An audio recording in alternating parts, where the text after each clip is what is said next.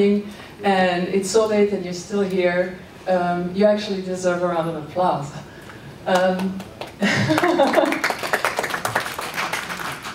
Anyways, companies today are moving a part or the entire infrastructure to the cloud.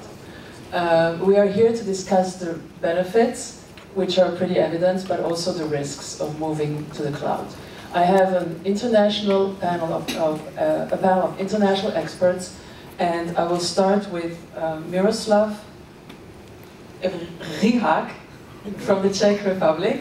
Miroslav is a co-owner and chairman of the board of directors of the ANECT company.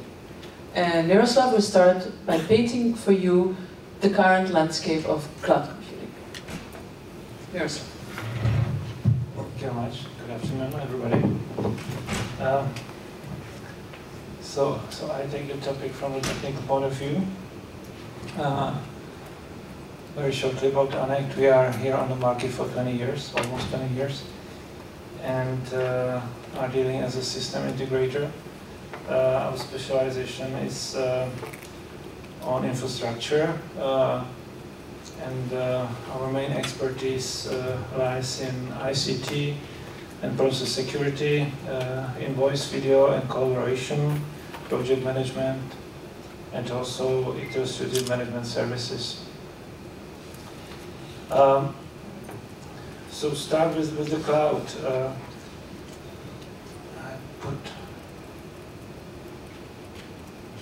Everybody knows those abbreviations like SaaS, IaaS, DaaS, which stand for Software as a Service, Infrastructure as a Service, Video as a Service, Platform as a Service. And many vendors are talking about those kind of services, are selling those kinds of services for a few years already. But now the same vendors are telling about the cloud. So I should start first with the definition, what the cloud really is. I borrowed the definition from Gartner, who says, cloud is a style of computing where scalable and elastic IT-related capabilities are provided as a service to customers using internet technologies.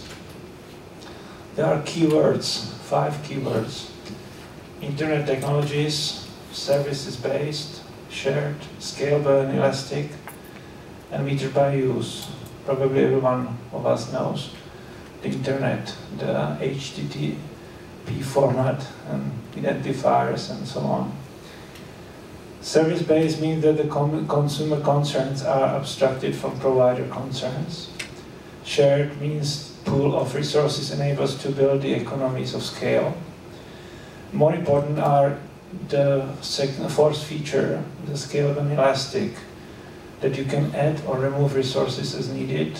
You can increase or decrease number of users as you need. And probably most important is the last one, the metered by use.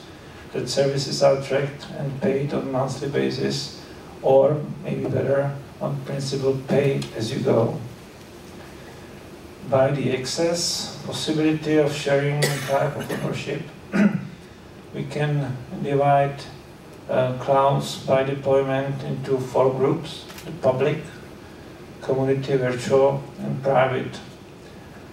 What are the most common are the public and private, and the hybrid, which is some kind of 5th definition. Hybrid cloud is a composition of 2 or more clouds that remain unique but are bound together, offering benefits of using multiple deployment platforms. What is very important that mission-critical applications are not recommended to be moved into public clouds. It's better to stay in private environment, or if you use technology of cloud, to the private cloud. With the new technologies, which is cloud, also some new buzzwords came, but maybe some old problems stay. For instance, cost. It's claimed to be reduced, but in fact, in the public clouds, the capital expenditures are converted into operational ones. Device and location independence means that technology enables users to access systems using web browser regardless of their location or what device they are using. But other issues like security problems appear. Virtualization means that technology allows servers and storage devices to be shared so that utilization can be increased. Applications can be easily migrated from one physical server to another. But how can we be assured where exactly our data are located at the moment? With performance, service providers can improve monitored and consistent architecture that have enough power while sharing resources for many users. But bad or insufficient lines can decrease performance significantly. With security, due to centralization of data by security-focused resources, etc., security could be improved and increased. But concerns can persist. For instance, loss of control over certain sensitive data can be a big problem. Maintenance of cloud computing application is easier because they do not need to be installed on each user's computer and can be accessed from different places.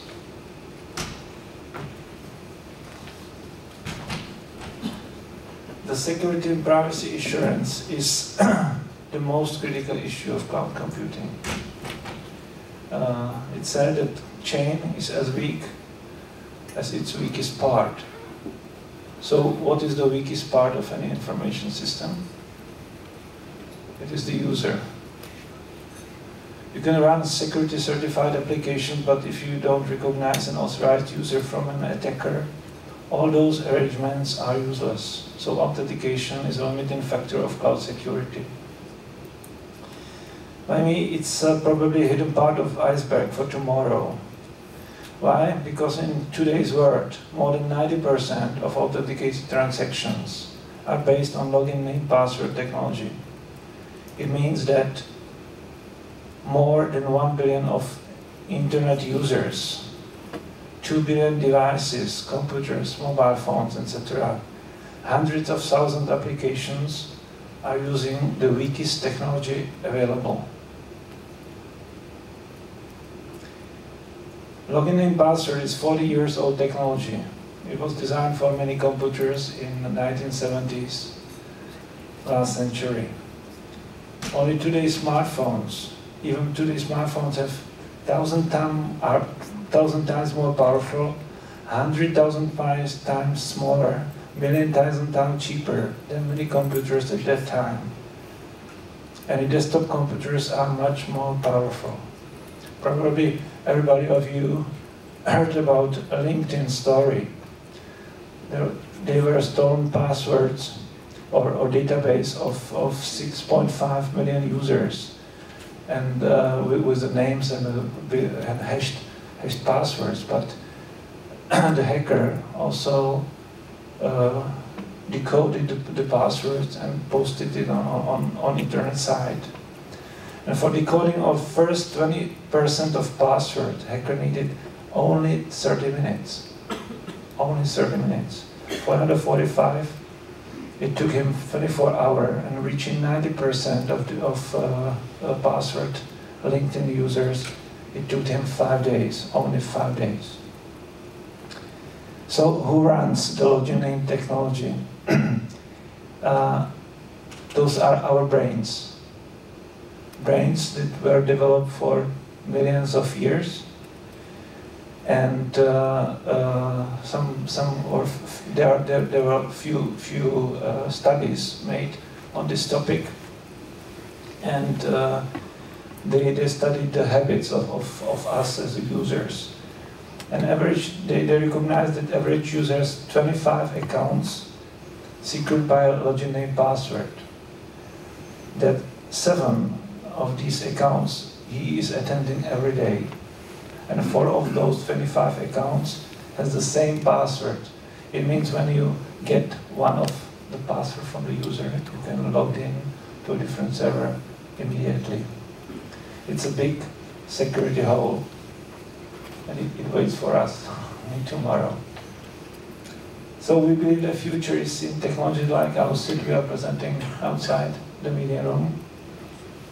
AUSIT stands for automated, liberal, user-centric. I'm mentioning that because what we think that it's only fully automated life cycle of cyber identities brings high security, a low cost for logistic of devices for tomorrow, and gives a choice of different identity devices for end users like secured USB tokens and smartphones. And it has embedded privacy protection, no passwords to remember, no multiple tokens, and it's very simple use for user. The user uses like a mobile phone, like something which he understands. So we believe the future is in that direction. Thank you very much. Thank you, Miroslav. So we got an idea from Miroslav of some of the risks that are associated with cloud computing. But there are more, and when you contract with a cloud provider, you have to be very careful in drafting the contract. And we have an attorney here from the US, Browning Marean. He is senior counsel at DLA Piper, and he will give us a checklist of points to look for in service level agreements. Thank you. A quick question, how many of you have entered into a cloud agreement? Well, I suspect everybody here has. Do you have a Google account or a Gmail account or a Hotmail account? If so, you are in the cloud and you've already entered into an agreement.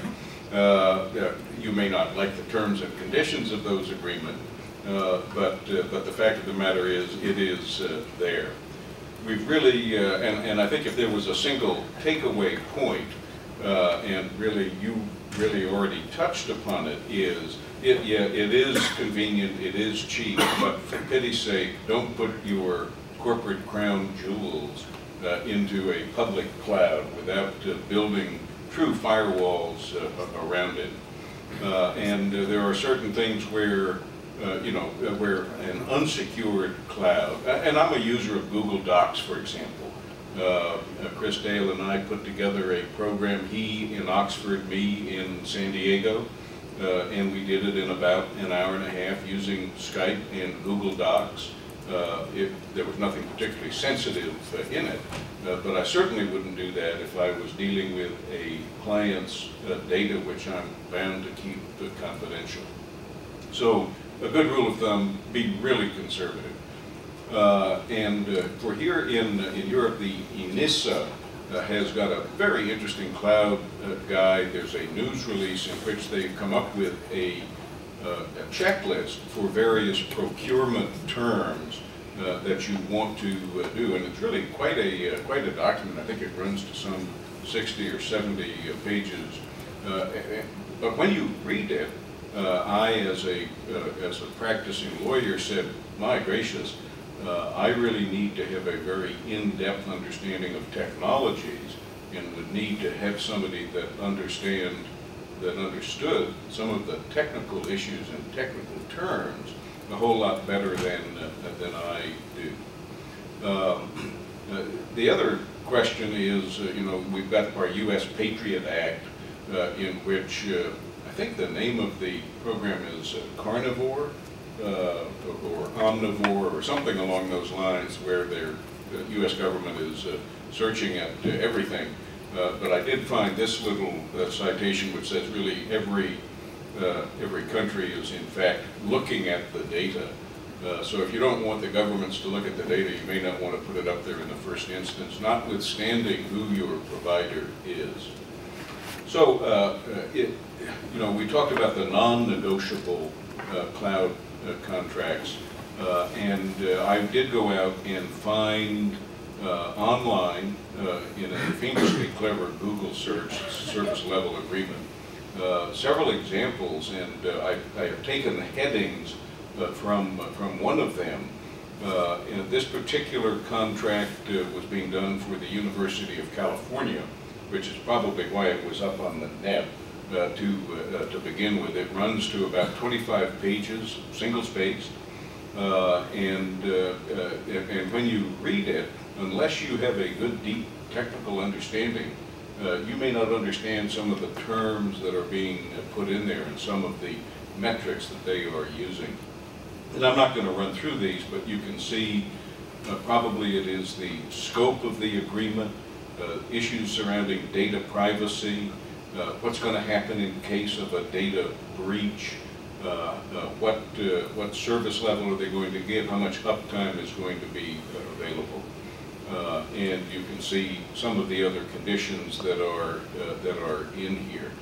Suffice it to say, most of the time, the agreements that we'll be entering into, we're going to have no negotiating power unless you are a large enough organization to pull it off. We really touched in an earlier program on the extraterritorial release of data and what happens when you get swept up in U.S. discovery, so I'm really not going to go into that, other than to tell you that Monique and her law firm, hopefully ours and others in the room, are spending a lot of time now causing people to figure out how they're going to navigate the e-discovery rules, and particularly because so many of our laws came up as a result of jurisdictional issues. And with the cloud, the question is, where's your data? It's 5 o'clock, do you know where it is? Because it may get caught up in various jurisdictions going around the world.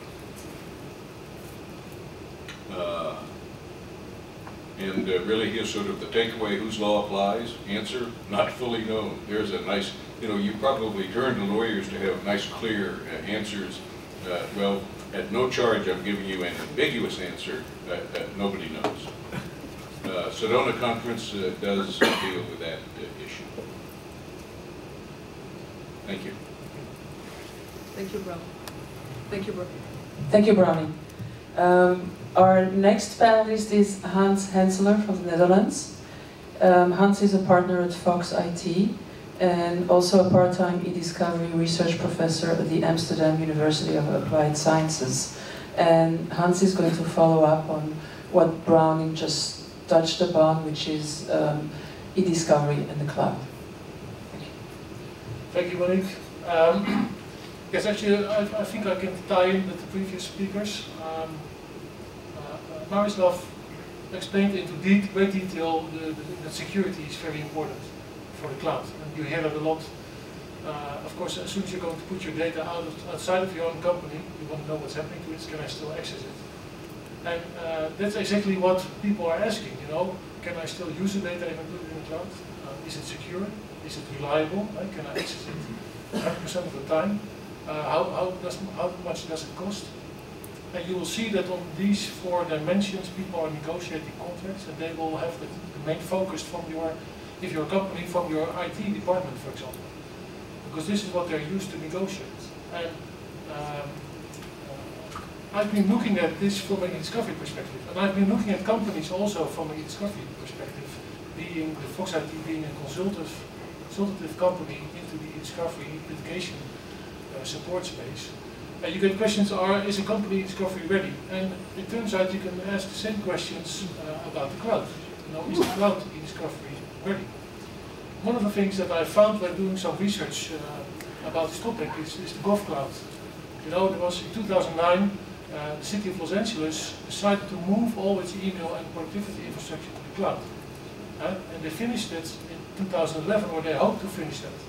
But actually, what you find, and this is from Forbes in November 2011, is that they still were not able to fulfill all the things that they promised.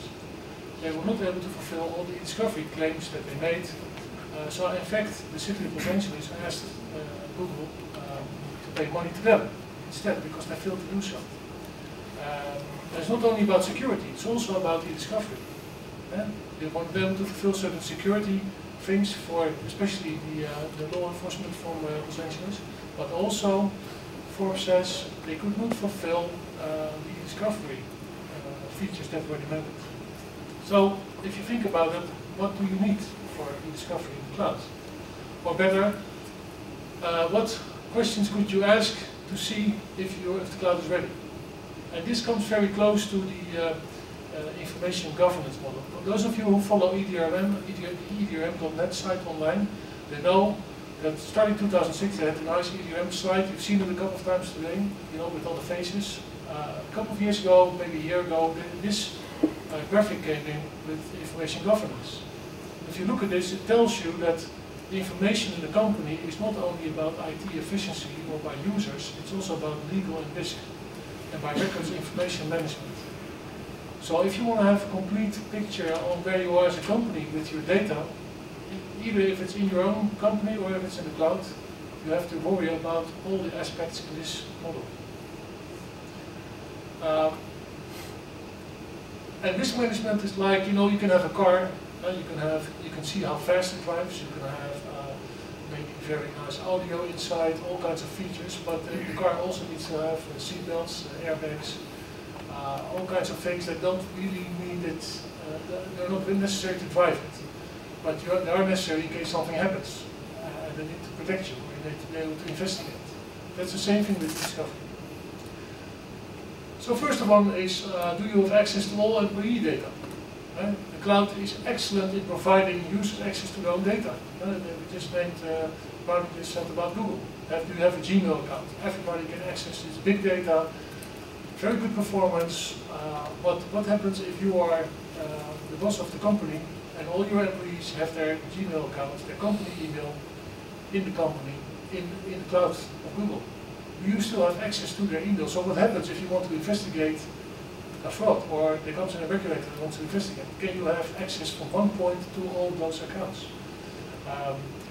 And this pertains, of course, to business data that is in the mailbox of your employee. This is a big thing in Europe, because typically, at least in Holland, we have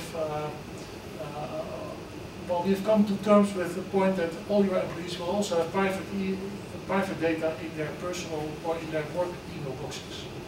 But you know, if they have committed a crime against the company, committed a fraud, then under those circumstances the company is also allowed to have to see all the emails in their company email box. Well, if this company mailbox is in the cloud, you have to be sure you can access that. So that's question one. If I would be moving my data from my company in the cloud, this is what I would have to want to have in control.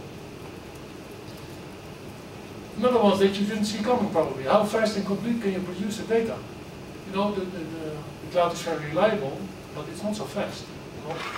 And maybe it's fast, but how can you selectively produce data? If I go into an Exchange server, especially now with Exchange 2010, there's all kinds of tools, filtering. I can make very selective productions. Not so with the cloud, unless you have specific services enabled, not unless it's supported. What you see, what happens, you can go to cloud. Now let's assume it's very important. You go to the cloud, you can maybe get it like a batch production. But are you going to get it in a standard format, or is it a proprietary format? If it's proprietary and they convert it, you know it's still forensically sound. You know, are you going to get the metadata of this data? You know, if you get it from a file system, you get the last modification date, the path, maybe you get some data from the deleted files. There's all kinds of metadata that you usually get with the data that you collect, that you may not be getting anymore when you're getting data from the cloud. We've been already, this was touched upon, in which country is your data stored. The cloud has no borders. Underlying storage is spread over multiple countries. Cross-border e-discovery projects are notoriously difficult, and the Sedona Working Group 6 is addressing that. Already you see cloud service providers that are providing the option to only store it in the cloud, but only in a certain country. So cloud providers are acknowledging that this may be a problem, and they are facilitating it. But be sure to ask this question if you are considering moving your data into the cloud. Are you able to permanently destroy data? This is, you may not appreciate this, but records management is all about being able to destroy data. When are you allowed to destroy data? Suppose you're a company and you're keeping records for 7 years because there's a financial obligation to do so. Are you going to keep all the data afterwards? Maybe you're doing because you don't know that you are allowed to to delete it. But if you don't delete any data, it becomes a liability for it. And people can always find information. And if a regulator is coming in your company and they cannot find data because it's older than 7 years and you are entitled to remove it, then you're not liable. If they find anything, it's older than 7 years, but you choose to keep it, and they find it, and it's not good for you what they find, they can still use it. Now, with the cloud is based on the fact that they store data redundantly. Are you sure that the data, that if everybody knows how difficult it is sometimes to remove your data from social media? Well, in fact, knowing how the big data file systems work, I know that they store data redundantly. So are you sure that data is deleted? Or is it scrubbed? Is it scrubbed like the secure deletion that is applicable in records management system now in the US or in anywhere else in the world? Can I ask you a question there, and Monique, maybe you know this better than I, but under the new proposed EU data privacy regulation, which I guess is not in effect yet, but is in process, one of the rights is the right to be forgotten. In other words, an individual can say, okay, forget me. Do you think that as currently constructed, the cloud is going to be able to address that right to be forgotten in any meaningful or cost-effective way? I think that it's going to be there in the fact that it's now, I think, already supported in some places. So if you are mentioned on Twitter, I think you can delete your tweets. It's not visible anymore, but people like to capture that. So I think at the logical level, it's going to happen. Your information can be deleted, but then if you access the computers, I'm pretty sure that you will find some traces. And being in a discovery company, we get a lot of data from places where it was not supposed to be anymore. It's one of the big things we do. It's in backups, it's in unallocated space, etc. I'm sure that's going to happen, unless clouds are going to be designed, actually supported, to scrub the data out of the cloud. Well, I think it's the same thing as freezing the data. You know, everybody heard about legal hold, freezing the data. Are you sure that you can freeze the data? And I'm not saying, okay, nobody access their email anymore because that's not working for a company that's in production. You know, you have to be able to selectively freeze data, emails, otherwise, so that people can continue with their work, but they just cannot delete the data. I think it's a tricky question, and it's not typically now supported, at least not in my Gmail account. I cannot freeze my data in Gmail. We've had a long discussion, or at least Miroslav explained about authentication. You know, log on. There's more to that in the cloud, because if you look at the cloud, what is a cloud service? Typically, a cloud service now these days is a mashup of different services. A mashup means that you have different services that tie into each other. So you can have Google, you can have a backup service, you can have maybe a watermarking service, and they all link together. And this is how you get your nice, flexible solution that comes very cheaply, as instantly. But how do all these different services that mash up together know who you are? And this may be a problem, because as soon as because you want to have single sign-on, obviously, because if you have to sign on, you add even more accounts to the list that was already shown. So how secure is that? And if you don't have the security, if you're going to investigate, you know, if the hacker is imposing as a valid user, then all your audit fields are not valid anymore. You cannot use it. If you have different user accounts and different servers, and you are doing a discovery investigation, and you have to correlate all those different information, it's going to be a hell of a job. I have been in an investigation, big company, 100,000 more employees. IT department had an excellent Active Directory with all the user accounts. HR department had excellent salary records with all the full names, but nobody had a link between the two. You know, the user accounts, they were this last name, first letter of initial. They had people from Korea, from Japan, you couldn't even tell what last and first name was. So there was no way we are going to automatically link up the HR records with the Active Directory user account. And now what happens if you go in and they say you have to find everyone in the sales department? You have to go into this HR because HR knows exactly where you are, and then you have to find out which user accounts are linked to them. This is a nightmare in that company, but it's going to be a nightmare in the cloud. You know, if you are faced with all those different services. And finally, last one, which I find often in my discovery cases, is that you know, we can do email reviews, but it's so much data, and we can do database analysis. We talked a lot about structured to unstructured information today, documents, email, but there's a lot of discovery going on in structured data. And what happens to be a very popular way of cloud-based use is, of course, financial system. Salesforce.com. Have your financial system with bookings, your sales, your income, your expenses are all put online in the cloud. If we are investigating a SAP system or a financial system, we have to download the records. We want to make red flag overviews. This is not by downloading. We ask the company to download a database, which is often very difficult. Now imagine that you want to have a database from the cloud, because you are not the only one. You are not the only customer in the cloud. They have many customers, and all the customers are in the same database, so they cannot give you the whole database. So how are you going to do data mining in the database of your cloud provider if you want to figure out which data is there? And I think going back, I think regarding to your case, you may have already entered into an agreement with the cloud provider, but you may not like the terms and conditions, and there's a general type of rule. You know, if you're not paying for it, you're probably the product. So they're using your data. So maybe it's better to pay for it and negotiate a good set of service level agreements regarding to these topics. That would be great. Can I add a question number 8? Yes, of course. Which is that you put your corporate crown jewels, the data, into a mega uploader.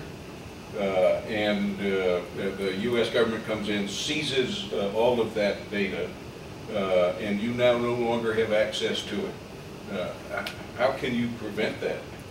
What steps would you take to ensure that in the fullness of time you can get your data back out of the cloud? I hope that Mega Uploader is an extreme example. If you're not familiar with it, it's the guy down in New Zealand, what's his name, .com, that has all of that data is now frozen. And I think after almost a year now, the U.S. government finally said, okay, we'll let you have it back, but by the way, you got to pay for it. So how do you protect yourself from that? Well, it's a very good question. And actually, recently I was in a discussion with Dutch law enforcement. They seize a lot of data, so they're talking about 20 petabytes. And they're considering storing that in the cloud. But of course, the first thing you have to do is you encrypt it before you store it in the cloud, so nobody, even if they steal it from the cloud, they still cannot have access to the content. And the other thing that we decided would be a good plan, maybe we should store it in 2 clouds. Store the same data twice in 2 different clouds. So if for whatever reason, you know, maybe they want to raise the price beyond what you expected them to do, or maybe they go down, you can still say, you know what, let's discontinue our agreement. And then if they say, well, do you need us to take the data out, you can say, then just destroy it, because we have a copy sitting somewhere else. So that could be a good solution there. But doesn't that then just double the cost of the cloud if you have it, 2 cloud providers? Haven't you just defeated the economic argument for it? It's all about cost. And I think in the end, and that's I think my final slide here, that you can do a lot of identification and collection. And it's going to be hard, you know, and is the cloud ready or not? But what I found a lot of times is enterprises are also not ready. And one of the successes of the cloud, I think, is that the cloud is being able to catch up with all kinds of solutions. So already you see cloud services emerging. So Postini, I think it's now outdated, integrated into Google. You have Proofpoint, you have Page Freezer. It becomes very affordable. So I think you're right, it's going to cost more, but even then it's going to be less expensive than having it in-house. So now the cloud may not be ready, but likely your in-house IT infrastructure isn't ready either. And the future, I think, the cloud will be a unique selling point. It will be yet another good reason to migrate to the cloud. Thank you. Thank you, Hans. So both Brownie and Hans touched about a very popular form of the cloud, which is Gmail and other kind of cloud email. But by far the most popular form of cloud, which we have not discussed yet, is social media. There are 1 billion Facebook users. Twitter has about 200 to 300 million users and is growing. What should we do about social media as corporations? Should we adopt it? Should we encourage our employees to use it? David Kemp is from the UK. He is our final panelist. He's the executive director for legal policy at Autonomy. And David is going to tell us all the good and the bad of social media. Monique, thank you.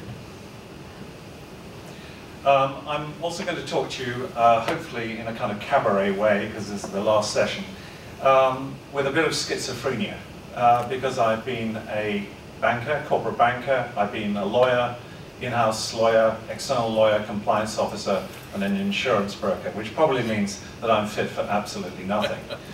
But there is a phrase, and I think, you know, if you had to say, why do I come to this Congress, it's because I want some original ideas. And I think listening to Richard Susskind is ideal.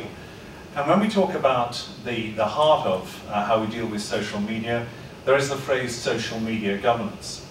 And all the talks that I've heard today and all the buzz I've heard is all been about defense and protect and keep safe and stuff and whatever.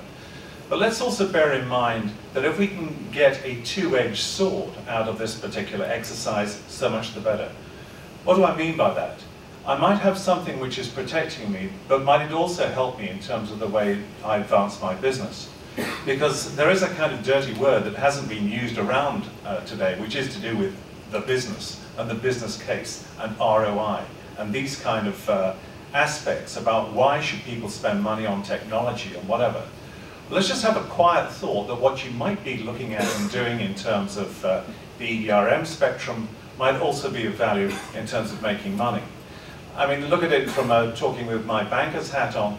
Risk management in a bank, risk was, of course, a way of making sure we didn't sink the bank, and I worked for ABN AMRO, so I know all about it. But it's also to do with where is the cutting edge of making money, and at the cutting edge of that is risk. So in terms of communication and social media, when there was the announcement in January this year of the new data protection regulation coming in, which now looks about 2015, it was mentioned at the time that in 1995, for the first data protection directive, only 1% of the European Union was on the internet, and only 17% had a computer. Now, if you take a mobile phone as a computer, how many do you think now? I mean, even my 83-year-old mother-in-law's got one. So actually there's been a massive expansion, which is why there has to be a new directive. So I'm looking at social media really not only from the protection point of view, but what else can we do with it? How can I get an internal argument to help me invest in protecting the organization as well as advancing it? But just to keep on the dark side, keep on the tough side, the proliferation and increasing complexity of data regulations. Nobody pretends, and I think Browning mentioned it earlier, that the laws in relation to data protection are coherent. The new directive, the new regulations coming in 2014-15 are intended to harmonize. But of course we're still dealing with exponential volumes of information. There are tougher sanctions. I was very interested to hear on Chris Dale's session just about an hour ago about what is the real driver here, and it is reputation. Well, a friend of mine is Jonathan Peddy. He's head of global litigation at Barclays, and I remember him saying, look, quite frankly, if we Barclays had a problem, and they've had a few problems recently, you could just view it as somebody writing a check and moving on. But if it's reputationally hitting us in the same way as you remember the Renault instance of the COO suing 3 of his employees for espionage, the net effect was that the stock price of Renault fell by 23% for 4 months. That really hurts. But even more so, you've now got the Serious Fraud Office and the ability to watch over bribery, not only of your own company, but also the, if you like, the other agents that you use. We're now talking jail. Can you imagine Bob Diamond of Barclays behind bars? I think that would hurt a little. It would also might change the minds of the non-executive directors. But also, let's think about the regulators. Regulators are tired of being stung by the fact that, okay, they find something out. In the United Kingdom, the LIBOR fixing scandal. Okay, they found it, okay, they found it in 2008. But what's the next thing that happens? The regulators themselves get criticized for not finding it earlier or even stopping it. So that is why the regulators now have incredibly powerful tools. I remember listening to Keith Foggan, who is the Data Protection Evidence Officer at the Financial Services Authority in the United Kingdom 2 years ago. He said, we used to ask for board agendas and board minutes. Now I want to see everything. I mean the videotapes, I mean the sound tapes, I mean the email traffic. Anything in a digital format that you have, but also paper as well. So let's bear in mind that in terms of protecting ourselves, we've actually got to, if we're a corporate, we've got to bear in mind what tools there are available to the regulators to find things out. And it's not helped by the change of telephony that's occurred over the last 10 years. Also something, Hans, I'm delighted that it was a strong part of your presentation. There's another area of what I call the orphan industry in most businesses and particularly in banking, and that is records management. Records managers being treated as librarians with no power, no money, no leverage, and yet so much about this is all about how do I manage the information that I have. Now, it might have been a little bit difficult to try and manage your emails and the other traffic, but now the traffic of your organization is now also the Twitters, the blogs, the voice traffic, and everything else. So it's even YouTube. So do you have the capacity to analyze this kind of data? I remember talking about 2 months ago to the International Criminal Court in The Hague, and I said, do you have search capabilities for information? And the lawyer said, yes, we're very well equipped. I said, how's that? He said, well, we've got one search engine for voice, we've got one for video, and we've got one for alphanumeric. So I said, okay, so Radovan Karadzic, you want to match up his voice on a radio broadcast, his picture on a YouTube, and 10,000 statements being made against him. How do you link up those three? And he said, we get some students in. So what I'm talking about here is, can we manage the information? Can we patch across? One of the biggest scandals or financial scandals in the United Kingdom over the last 2 years has been the personal protection insurance issue. David, if you want to have a loan from any British bank in the last decade, you're going to have to go and buy an insurance policy just in case you lose your job. And what was obvious was that this became a cartel. We found 2 years ago that what was happening was that the commentary by dissatisfied borrowers saying, why do I have to pay this stuff? If the base rate's 0.5%, they're charging you 5%, so that's 4.5% for risk. Why do I have to pay another 3% for some other kind of risk? This information was sitting around, it was in contact centers, it was in the call centers as this product was sold. But who actually looked for it? We actually spoke to some of the banks and said, we could actually analyze 2 or 3 years of your traffic and compare the static data you have with the voice traffic of individuals selling this product. Would you be interested in analyzing this? And they said, well, and for the sake of argument, if we said £1 or £2 million, they said too expensive. Except that the organization we were talking to was eventually fined £3.2 billion. So actually finding this information, tracking it down, locking it down is incredibly difficult for many people. And so just moving on from archiving, if I may, if you had to say what are the fundamentals, so risk management. David, you talked about this terrible world of all these devices that are available. What are the risks? The risks are that you're out of control in terms of managing the information and the flows of data. Things like data leakage, patent breach, these kind of issues that occur. How can you track these down? How can you be aware that they're there? And I was pleased to say, if there are 3 words that keep coming up to me as I talk over the last year to many corporations, anticipation, prediction, and prevention. Are there ways in which I could actually anticipate this and actually close down this problem before it occurs?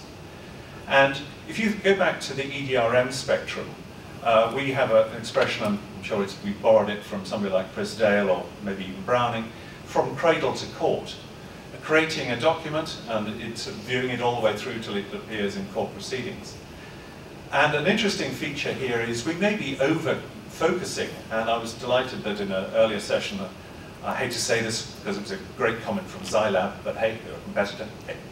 But it was a great comment, which was, we're focusing on e-discovery, but why can't we use those same engines moving earlier down the spectrum into the areas of dispute resolution, pre-dispute resolution, and even corporate governance. Corporate governance before it's got out in the public domain, before there are court proceedings.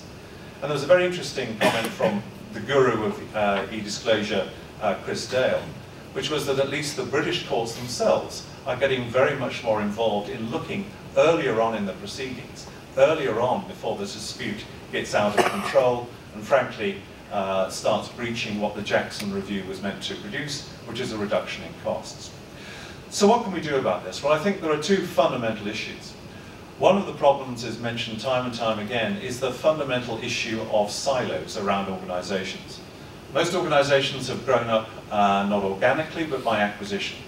So different silos of information around the organization. It's expensive, but even if we limit it to the issues just at the moment, the risk management issues, the problem is I don't have visibility. I can't see across the whole of this traffic. So what can I do about it? Well, in terms of the technology that's now available, it's possible to connect up to any digital source of information, which one is legally allowed to do so, and to read the information that is in that location. Very important, not to disturb how it works, not to change how it operates, but actually to read what's in there. It's like you're reading a book. What's the impact on the book of your reading it? It's nil, and yet you've absorbed information from it. And in terms of the ability to connect to sources of information, technology now available means that we're dealing with virtually any volume that you can think of. Secondly, we're dealing with any language that you can think of because the engines can be trained to handle those languages. And thirdly, it can deal with video and alphanumeric as well as audio information. And, wrong one.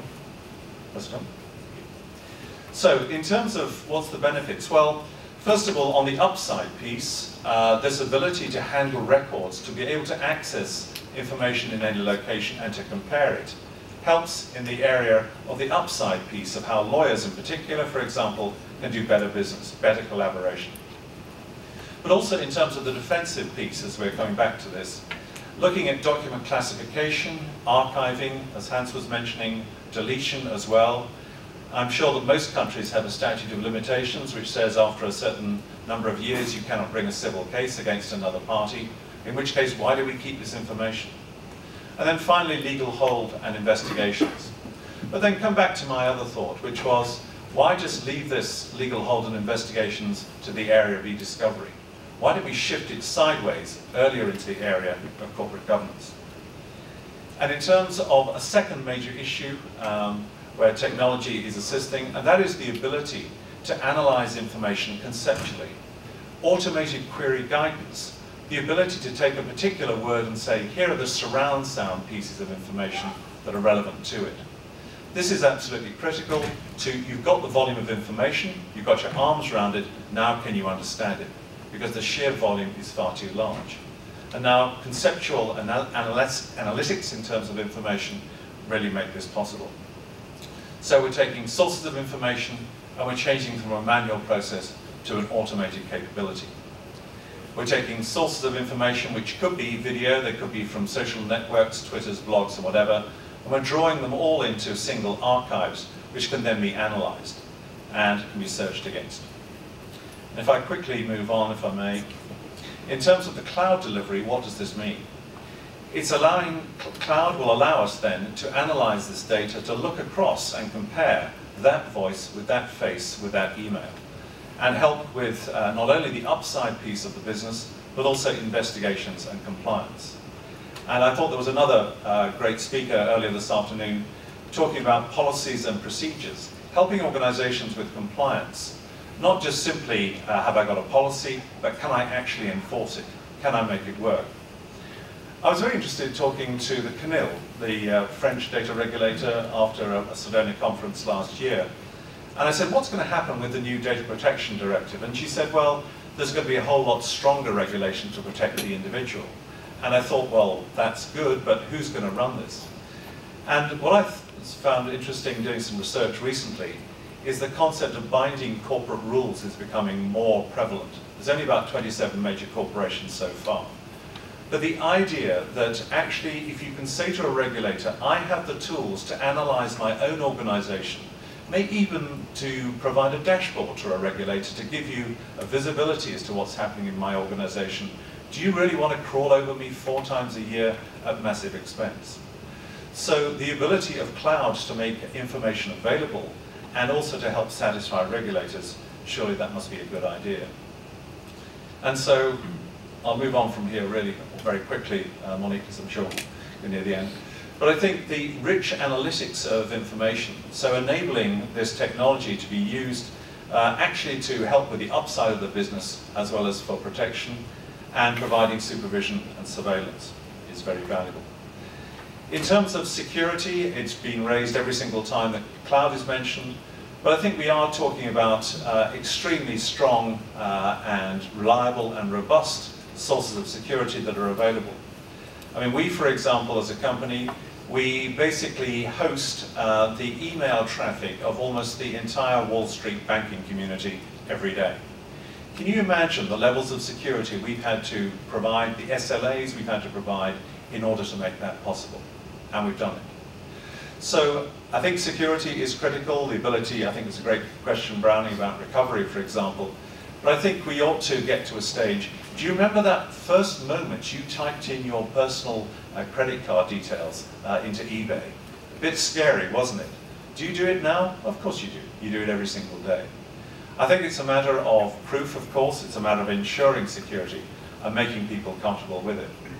And then producing cloud-based versions, which will take social media from various directions, enable it to be archived centrally, and to have rules applied to it. The point is that it's beyond the mind of man to take the rules of an organization or laws and regulations and to apply them manually. This has to be put into a cloud-type environment for infinitely better management. So here are some of the benefits of cloud-centered information governance. Being able to automatically classify unstructured records and swap identifiers, retain content in a compliant archive in a self-describing form, independent from the source system. This ability to connect to source of information, no matter how broad, no matter how large, I think is some kind of comfort for us all. And sorry if this looks like a bit of a horrible wiring diagram, but you could also say, what does good look like? Well, we've talked a lot about protection, but this is actually to do with how you could actually make money out of it. By actually being able to plug into the social media data, being able to access it, being able to draw out things like meaning, sentiment. Do the clients really like this product? And then being able to optimize other areas of the business and therefore dedicate new revenues to those. So I think, from my point of view, Monique, this is a really exciting time, but I do think we should be looking at social media governance in a twofold way. Thank you. Thank you, David. And this is the end of our presentation. Do you have any questions for our panelists?